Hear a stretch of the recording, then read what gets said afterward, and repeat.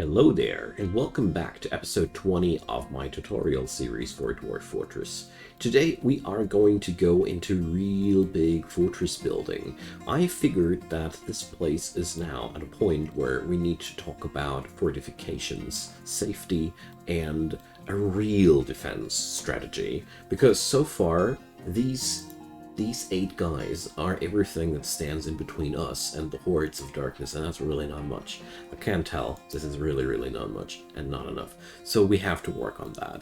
Chances are that we're already pretty late in the arms race, but this is how a beginner's fortress would look like, and therefore I'll keep it that way.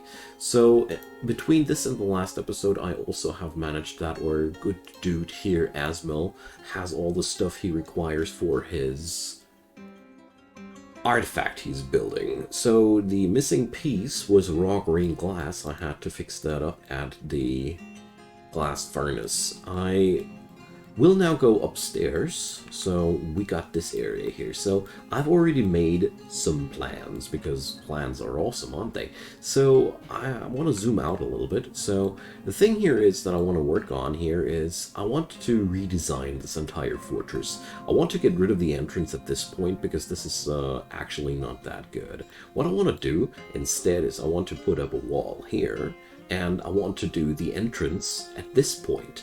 I'm going to force the enemy to enter here, walk through all kinds of shenanigans that we're going to build up for them, and loop them around there until they are finally allowed to get into our base. That's the gist of it, how I want to do it. Because right now, we just don't have enough territory to kite the enemy through. I think it's a typical beginner's mistake that I made here as well, to not plan in enough territory for defenses. Because seriously, defenses in Dwarf Fortress can get really big. The advantage when we go down here is when we go down, as you see there, there's a lot of uncontested territory. Our city comes only at this point into conflict with my plans of defense. That means we have several height levels that we can build nasty traps on. So, enough talking, let's get working. So the first thing that I want to do with you folks is I want to introduce to you a new work order. So I want to show you that at the Metalsmith's Forge, we can also create iron blocks. So I didn't know that myself for a long time, but every metal bar can be transformed into blocks, just like every boulder and every log. So this way we can create four building units per metal bar. In the past we were wasting our materials, so to say, but this one is going to be just what we require. So I'm configuring this in a way that we have always, let's go big. We have 300 blocks of these. I'm going big in this regard because I know that I want to build the entire fortress, the entire remaining fortress area out of that. So let's see, do we have enough of that? So we got 209 iron bars available. That's pretty good. Let's double check if we have everything prepared here. Limonite and magnetite ore is on the smelting. Let's see, do we have that stuff in our stockpiles? Is it ore or is it stone? I never know with this game. The sorting of a game seems sometimes so erratic. That's one of my personal biggest problems there. So here we got hematite and cassiterite, galena, magnetite. So we got that. We got our metal production going. So it's really worth it from time to time to go over your work orders and rethink if things are still working as intended.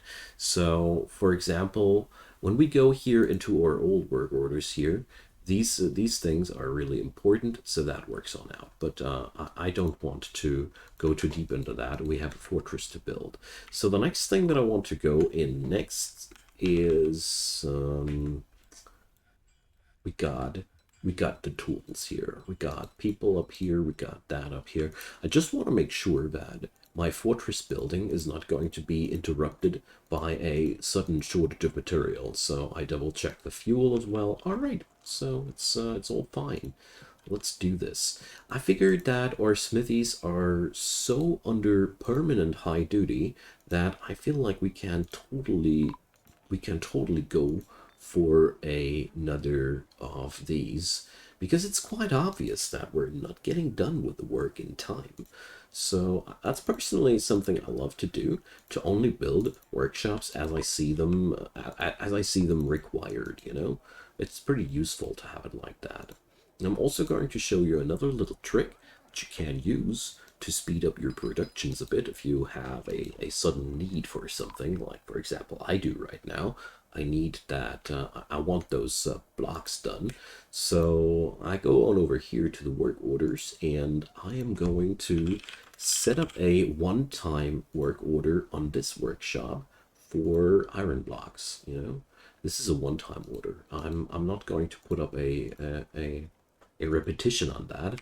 I just tell this place that it's not going to take any general work orders. It's just going to process these. The big challenge is to remember that later, but there's always something, isn't it? So what'll happen next is, well, I hope that'll happen next. Let's see if I have enough people assigned to that. So where are the smithies? So we have 3 smiths. We should include a 4th one.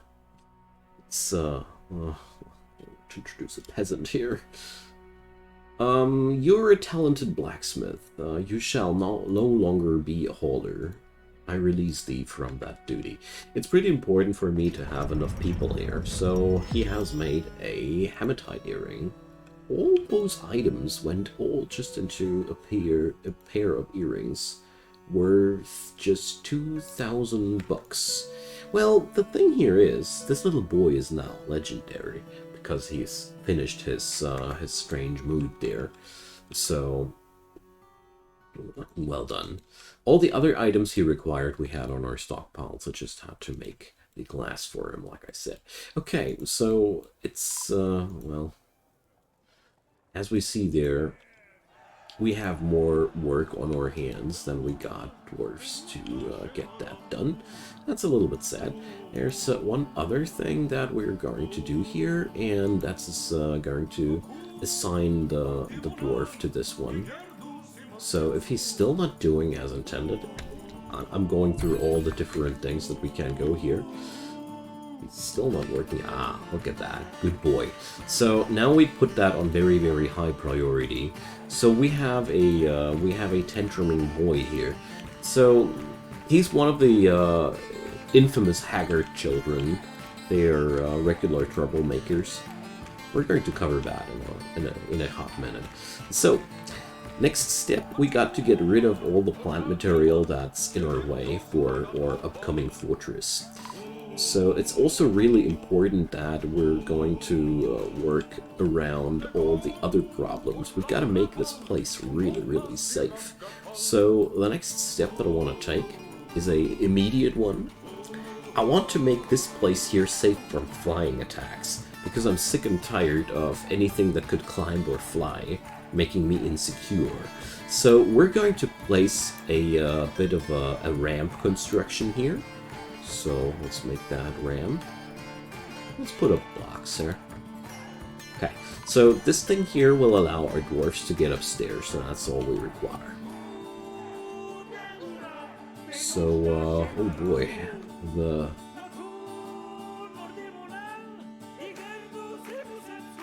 I think my brewer is right now getting mopped up by a kid. Damn. Alright, so our home liaison is on here. I mean, I really don't want to trade right now. I usually would, but today it's like, I'm busy with other things. And we don't really require the trading that much. I personally always feel like trading is most important in fortresses that have a scarcity in certain areas.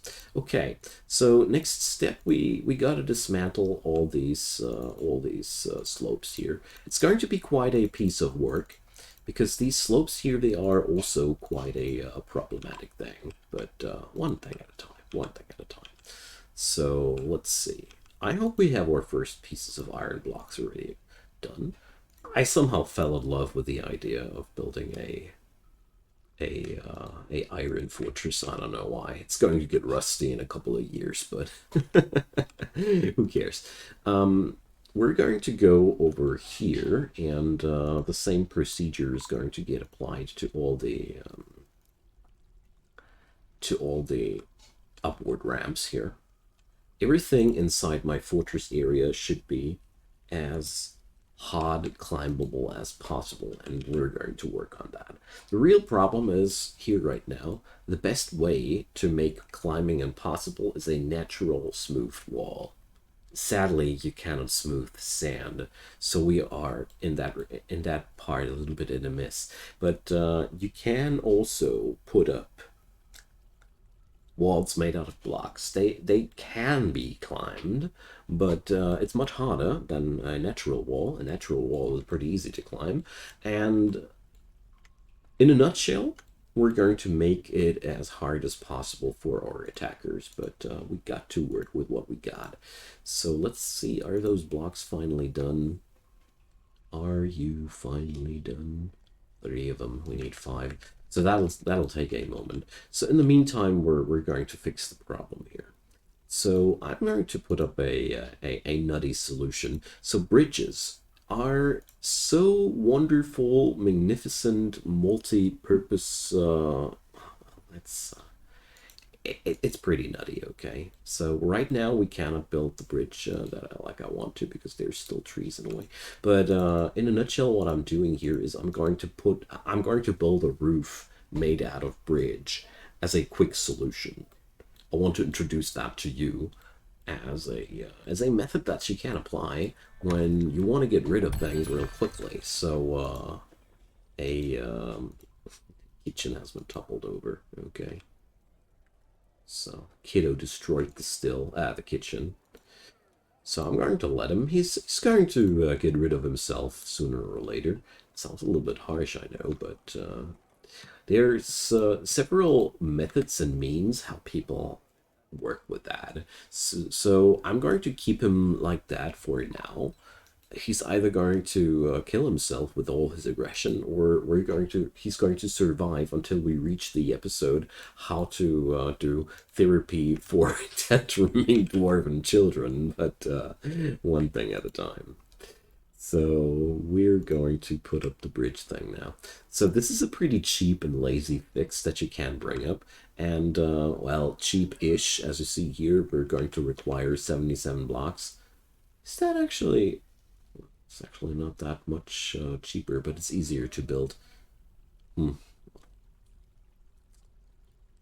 Just wondering. You see me here you see me here hesitating because I just figured that maybe we want to wait until the iron blocks are done. I think I'm going to wait for that because honestly, it is just like not that important right now. But I already transported the message that you can use these the bridges as a sort of a, how to put it, it's a cheap and easy, quick roof fix, because the cool thing is, if you do it like that, they still need to haul 77 chunks there. That's a lot. But they'll just build it, they'll just go on there, and they'll build it somewhere there, if it works as intended. And the whole bridge will be done in one step, and it's not going to be a long walking around and stuff. But we're going to have to fetch up some more materials. So let's see what is the situation downstairs. So the smelting gets done. They're doing their work. They're just doing their work. I'm just impatient, you know. That's just me. Alright, but as you see here, there's no difference between a iron wall and a iron block wall visually, so that's already a big plus. So I want to carve on out here a nice and nasty entrance for our enemies, and this is going to be so much more powerful than what we got before, due to the simple reason that we're going to take much more control over the situation, how our enemies can enter and exit our base. Right now, there's really a low amount of control in that regard. So what I'm going to do now is going to be a a hot fix, so to say. I'm going to seal off that corridor here, and I'm going to trap this area here, and then I'm going to seal off this area here. Well, in that order, preferably. So let's see. We're going to be able to deconstruct. Maybe, yeah, you know what? I just realized that we're going to make it entirely differently. We're going to deconstruct the entirety of that wall here, including the weapon traps there. Says there, Goblinite. Well, doesn't seem so. Alright. The idea now that I have is that this is going to be basically the part that we're defending, and the entirety of the design will funnel everything into that direction. Well, right now I'll leave that door open for the big dwarven migration. It's gonna be safer like that. Okay. But it's already pretty clear that once we got that thing rolling, we're going to be so much safer. So let's get chopping. These trees are in our way. I'm going to put it down like that. And now we're going to bring up a quick thing here. So, iron blocks are taking forever. I'm glad I put up a workshop exclusively for bad work order. So as you see there, it's sometimes really good to have one workplace just specifically for a specific duty, because it's clearly shown that this workshop is really important for us. Okay. So what I'm trying to do here is I'm trying to seal and wall this off as fast as possible, because this is really the most important thing that we got to get done first. To reroute the entire traffic that it has to pass through here. That's the most important thing now first. And then we have to get up here and build more walls there. Because the thing is with these fortifications, this is fortifications in Dwarf Fortress are, for me personally, I love doing them. They are rather more complicated than in other games, but it's also so fulfilling because you have to take all the height layers into account, and I love that. It makes things so much more challenging in a fun way, because it does increase the challenge, but it also increases the amount of possible variety that I can go for in the way how I design my base. So I'm going to use the real deal iron bars now, because I'm impatient, mostly because I want to seal off this block, because right now the entire defense system is just not working out. And right now also my animals are still out there. They're well, goblin fodder, but it's okay. We're just starting out, aren't we?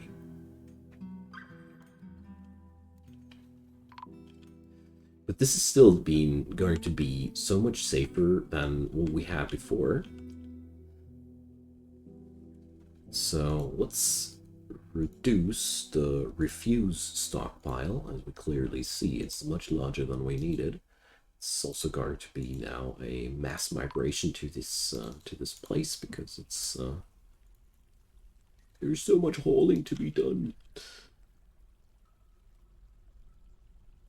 But I also figured that it's really an important thing that we're going to include a last piece of building, and that I'm already pretty satisfied with this design so far, and that's going to be this here. So yeah, this is me spending a lot of my iron bars. I'm well aware about it. Wait a sec, this is bad. We should rather make it the other way around. But then again, it collides with that. So what I'm trying to do here is can't I remove these like that? All right. What I'm trying to do is I'm trying to limit the access the enemy has to the central place if he comes from the walls. But it's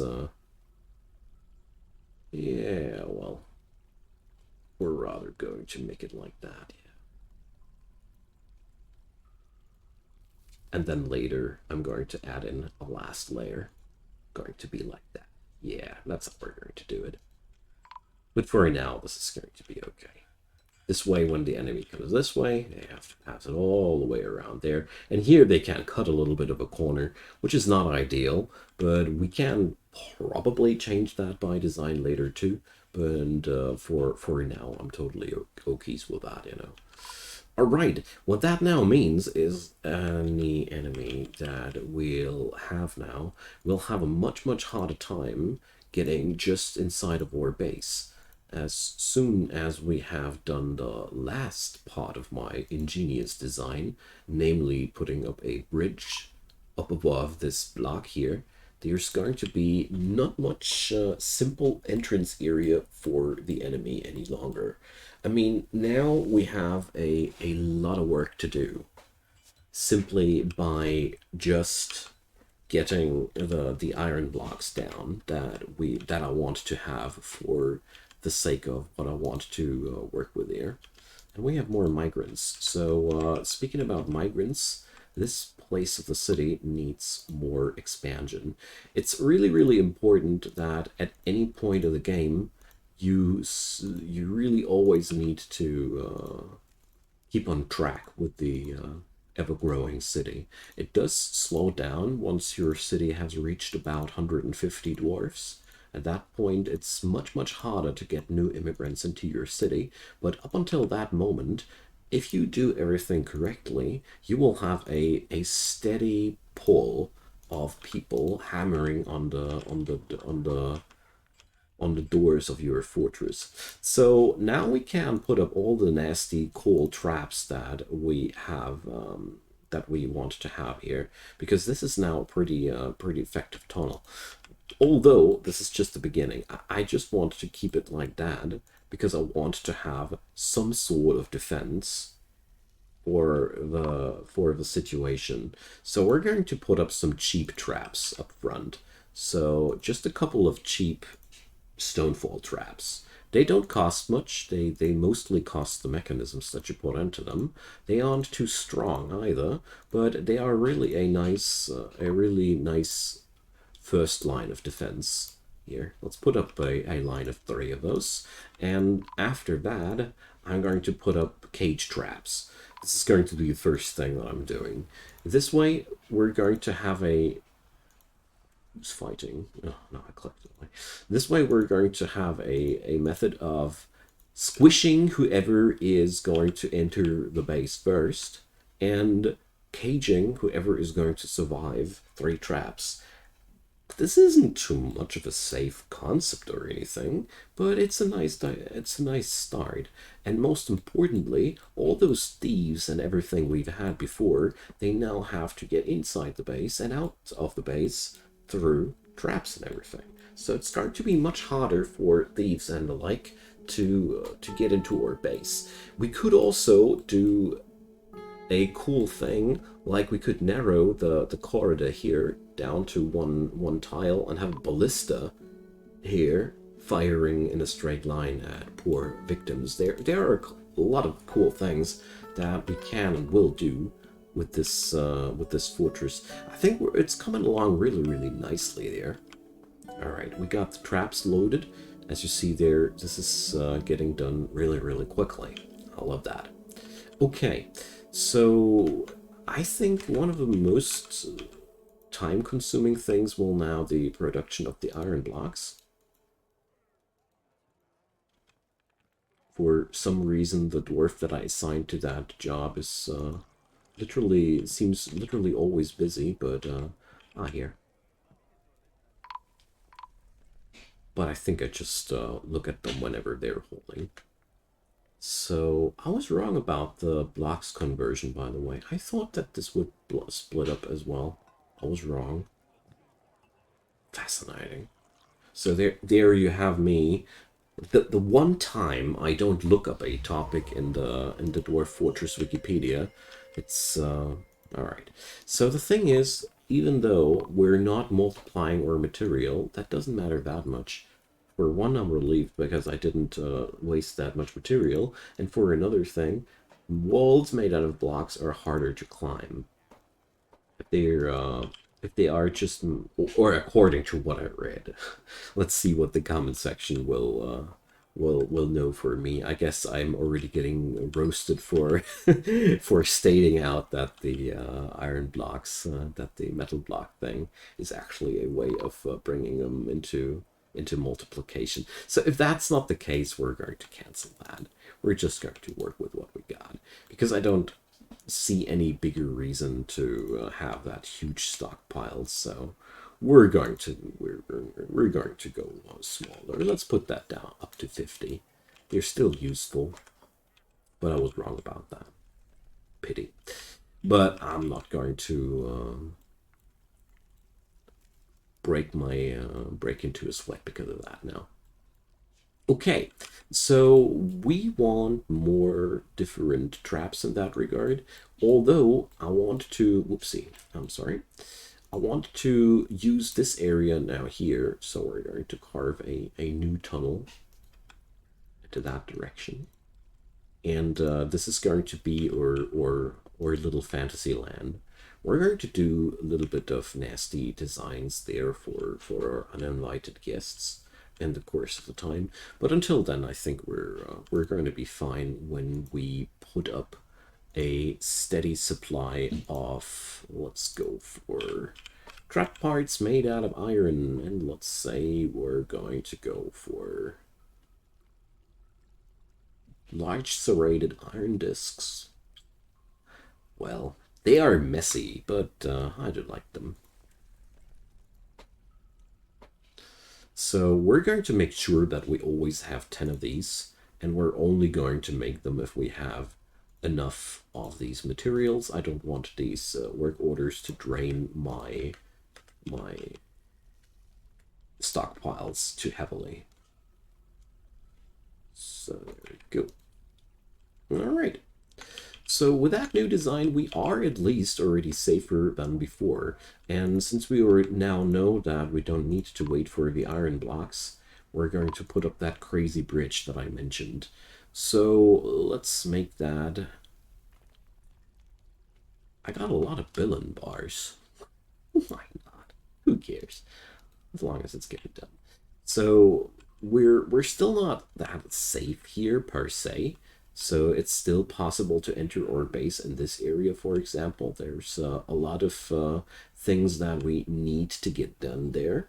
But the worst that can happen is that enemies are now capable of taking a shortcut.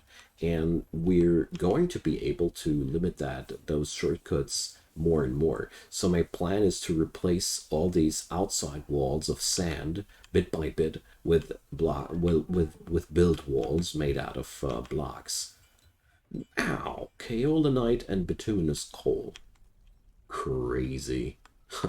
That was plentiful. We're not only building defenses here, we're also digging out porcelain and coal.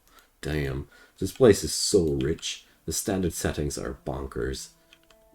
Okay, friends. So I'd say we made quite a nice progression today. It's going to take a darn long time now for our dudes to haul all that junk over up to that bridge, but it's going to be worth the effort. It's going to take a while, but it's going to be worth the effort, simply because now the enemy cannot just climb into our staircase anymore. This buys us a lot of time. And ideally, we will continue with these concepts over the entire place there. Ideally, we will put simply flooring over on top of all this, and there's another siege.